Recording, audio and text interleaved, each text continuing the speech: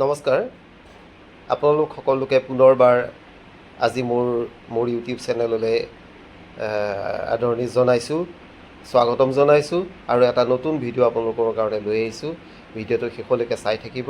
আৰু যোৱাকালি মই কৈছিলোঁ গৰমৰ কথা, গৰমত আমি কেনেকুৱাকৈ থাকিব লাগে। ঠিক আজিও তেনেকুৱা ধৰণৰ এটা বিষয় প্ৰসংগ লৈ পেলাই আমি আহিব বিচাৰিছিলোঁ।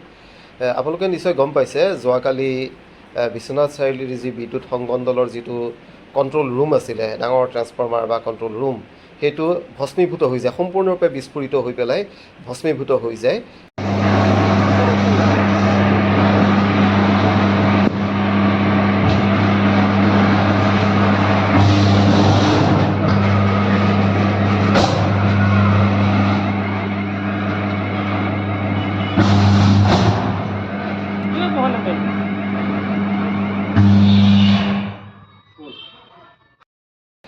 গতিকে গোটেই বিশ্বনাথ চাৰিআলিত হয়তো অনাগত 5-6 দিন বা এসপ্তাহো হ'বগৈ পাৰে, 10 দিনো হ'বগৈ পাৰে, আমাৰ বিদ্যুৎ কৰ্তন হৈ থাকিব, অৰ্থাৎ বিদ্যুৎ নাপাব।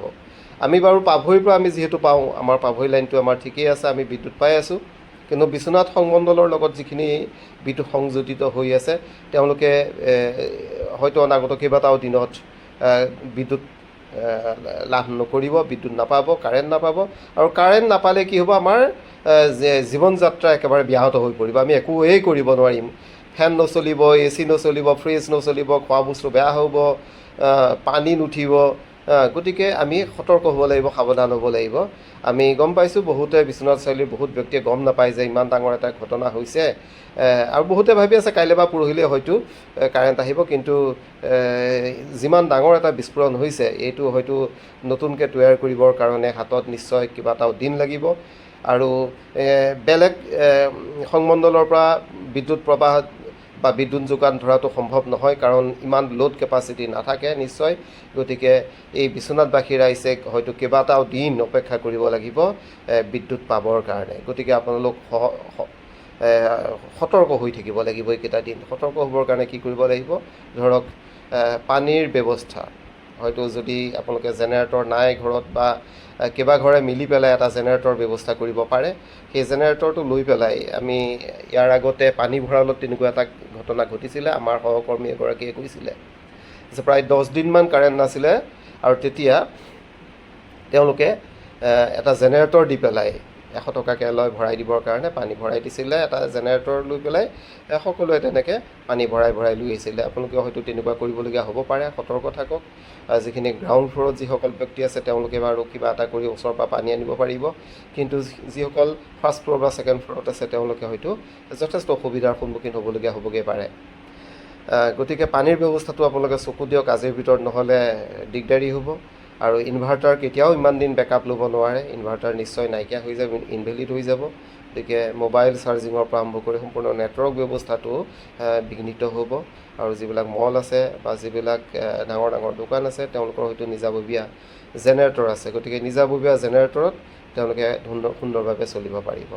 লগতে গৰম সহ্য কৰাৰ যিটো ক্ষমতা আমাৰ যিটো হেৰুৱাই পেলাইছোঁ, গতিকে আমি ভাবোঁ যে আমাৰ পিছৰ যিটো প্ৰজন্ম আছে, আমাৰ কণ ল'ৰা ছোৱালীসকল, তেওঁলোকক আমি AC ৰুমত আচলতে ভৰাই নাৰাখি পেলাই বা ফেনৰ তলতে অনবৰতে নাৰাখি পেলাই আমি গৰম সহ্য কৰিব পৰাকৈ তেওঁলোকক গঢ় দিয়াটো প্ৰয়োজন।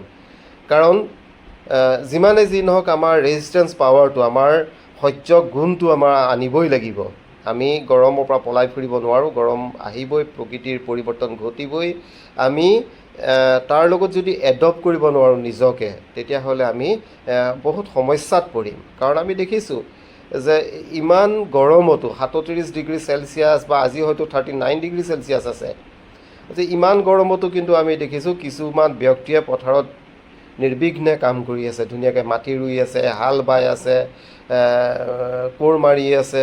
তাৰোপৰিও আমি যিসকল মিস্ত্ৰী, তেওঁলোকে হয়তো ছাদৰ ওপৰত ছাদ ঢালাই কাম কৰি আছে, পূৰা গোটেই দিনটো ধুনীয়াকৈ কাম কৰি আছে, কোনো ভাগৰ নলগাকৈ। তেওঁলোকে কিয় পাৰিছে? কাৰণ তেওঁলোকৰ যি সহনশীলতা, সেই সহনশীলতাটো খুব বেছি, ৰেজিষ্টেঞ্চ পাৱাৰটো খুব বেছি। কিন্তু আমাৰ দৰে ব্যক্তিসকলৰ, আমাৰ মধ্যবিত্ত বা আমাৰ যি তেওঁলোকৰ সহ্যৰ সীমাটো আমি শিশুসকলক নিশিকোৱাৰ কাৰণেই তেওঁলোকৰ সহ্যৰ সীমাটো খুব কম আৰু সেইকাৰণে আমি অকণমান গৰম হ'লেই বা অকণমান এনেকুৱা পৰিৱেশ আহিলেই আমি সহ্য কৰিব নোৱাৰা হৈ যাওঁ। গতিকে আমি প্ৰকৃতিৰ সৈতে মোকাবিলা কৰিব পৰাকৈ আমি শিশুসকলক গঢ় দিব লাগে। কাৰণ আমি যান্ত্ৰিকতাৰ মাজত আমি কেতিয়াও সম্পূৰ্ণৰূপে থাকিব নোৱাৰোঁ। কাৰণ এদিনৰ কাৰণেও যদি আমি সেই যান্ত্ৰিকতাৰ পৰা আঁতৰিবলগীয়া হয় আমাৰ জীয়াই থকাটো কঠিন হৈ পৰে।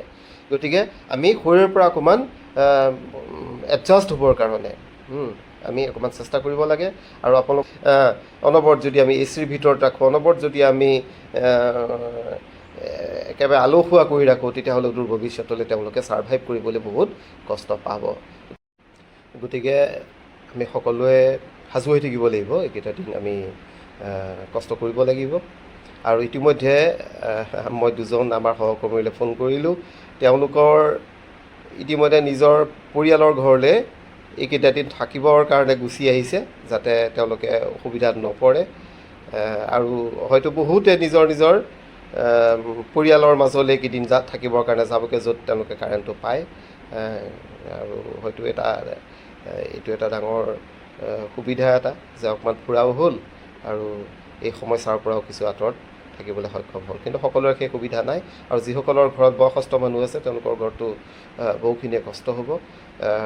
হয়তো এতিয়া সকলোৱে অকণমান বিভাগীয় কৰ্তৃপক্ষৰ লগতো যোগাযোগ কৰিব লাগিব, যিমান পাৰি হেঁচা দিব লাগিব যাতে ট্ৰেন্সফৰ্মাৰটো আৰু এই কণ্ট্ৰল ৰুমটো সোনকালে ভাল হৈ উঠক।